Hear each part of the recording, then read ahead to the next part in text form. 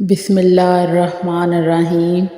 جو بندہ صرف اتنا بھی سوچنے لگے کہ کیا ملے گا جھوٹ بول کر، تو وہ سمجھ جائے کہ اس کی سمت صحیح ہے، اللہ اس پر مہربان ہے۔ انسان دنیا سے خالی ہاتھ جاتے ہیں، اس حقیقت پر لوگوں کو شکر ادا کرنا چاہیے۔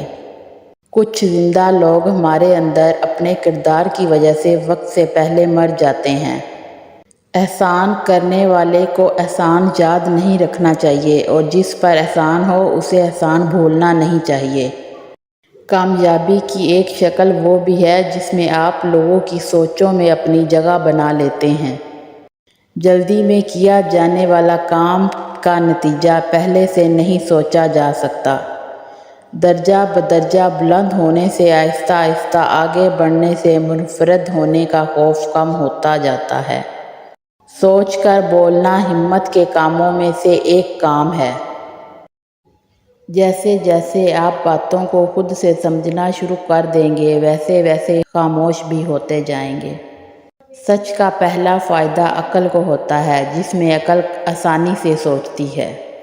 کسی انسان کے زوال کی پوری داستان اس کے ایک جملہ میں چھپی ہوئی ہوتی ہے: میں تم سے زیادہ جانتا ہوں۔ باتوں کو سمجھنے میں وقت لگتا ہے، اسی لیے لوگوں کو باتیں سمجھنے کے لیے وقت ضرور دیں۔ انسان بولنے جیسے ہتھیار سے لیس ہے، اسی لیے باتوں پر جلد یقین مت کیا کریں۔ سیاسی سوچ کا مطلب یہ ہوتا ہے کہ مسائل کو بات چیت سے حل کیا جائے۔ بات کرنے کا حق ہر ایک کو ہے، تاہم اس بات سے اتفاق یا اختلاف کرنا آپ کا حق ہے، جسے ضرور استعمال کرنا چاہیے۔ حقیقت کو کہانیوں کے انداز میں بیان کیا جا سکتا ہے، مگر اس بات کا خیال رہے کہ ان کہانیوں کو ہی حقیقت نہ سمجھ لیا جائے۔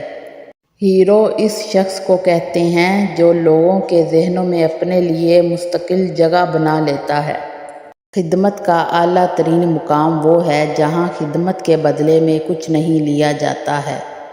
ایک نسل میں غربت کا ہونا قابل فہم ہے، مگر نسل در نسل غربت کا ہونا ایک سماجی جرم ہے۔ میں نے آج تک نہ ہی کوئی بے وقوف شخص دیکھا ہے اور نہ ہی عقل مند، بس ہر کوئی اپنی اپنی مرضی کے مطابق سیکھ رہا ہے۔ پیسے اور وقت کی بچت وہاں تک کرنی چاہیے جہاں تک جان اور مال کو کوئی خطرہ نہ ہو۔ عورت اگر مرد کے جسم کے 2 حصوں پر نظر ڈالے تو سمجھ جاؤ اسے مرد سے محبت ہے۔ نمبر 1 آنکھیں، نمبر 2 پیشانی۔